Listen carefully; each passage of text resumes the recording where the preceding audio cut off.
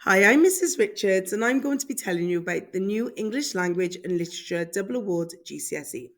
This is a compulsory qualification, so it won't take up one of your option slots.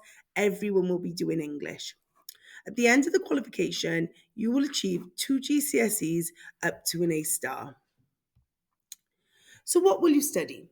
There are 6 units in the qualification, and I'm going to go through them all quite briefly now.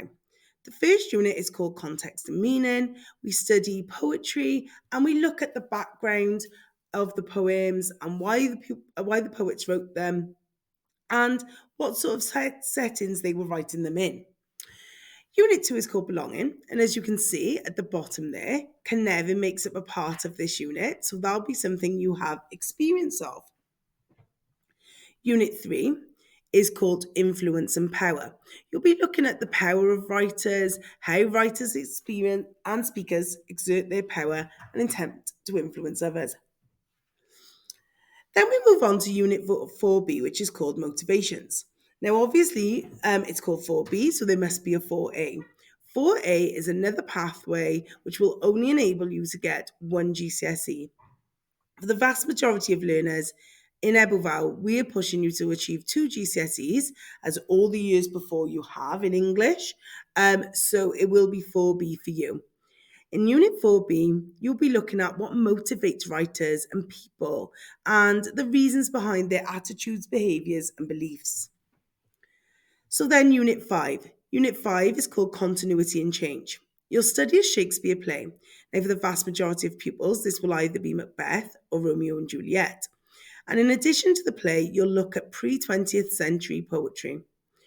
And you'll consider the attitudes, ideas, and language in both the poem and the play and how these have changed over time. Unit 6 is called Connections. Now, this is more non fiction texts rather than the literature in some of those previous units. You'll explore links between the texts and look at the place, time, language, and relationships within those texts. So, we've covered what you will study. We better look at how many examinations you'll be required to sit. Now, as you can see with the highlighted boxes, there are 3 units, Unit 1, Unit 4B, and Unit 6, that all require you to complete examinations.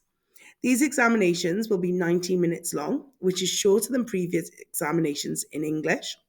And it used to be that you would have to sit 4. So the WJC have actually reduced this down both in time and the number of examinations. The examinations will count for 60% of your grade, and that is reduced from previous years where 80% of your grade will be based on examinations. So, what about the other 3 units? So, units 2, 3, and 5 are all coursework. We call this non examination assessments. They'll be completed under exam conditions, but within your classrooms with support from your teachers before you complete the assessment. And these equate to 40% of the qualification, giving you the best opportunity to achieve the best possible grades. So, what skills will you develop in English? Now, obviously, you know your reading, writing, and speaking skills will all benefit, but I've just included a little bit more information here. In terms of your communication skills, you'll be able to express yourself through clear and creative use of language. Then, obviously, your reading skills, you'll be reading a range of texts, analysing those texts, completing MEA paragraphs, all the sorts of things you're already familiar with from Key Stage 3.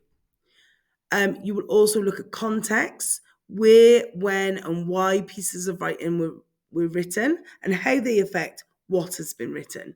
And then finally, your literacy skills. You will develop and apply an understanding of grammar, vocabulary, spelling, punctuation, and all those sorts of things that are absolutely essential in later life. So, after hearing all that, I'm sure you're wondering how you can prepare for the qualification. Now, as your English teachers have probably been telling you for years, the most valuable thing you can be doing is reading. Read a range of texts, both literature and non-fiction. You could read news articles, novels, plays, and poetry, anything at all. Anything that is not just social media. Something that's been written by someone and edited and checked for spelling and grammar and punctuation will be valuable. Additionally, doing things like watching the news and discussing current events with family and carers will be beneficial. Just below here, I've included images of the two books we are intending to study from next year. That's A Christmas Carol by Charles Dickens and An Inspector Calls by J.B. Priestley. If you really wanted to get ahead of the game, you could either purchase or borrow these from the library and read them before you get started on the qualification. So thank you for listening. And if you have any questions, please don't hesitate to pop and see me. As you know, my room is 023. Thank you.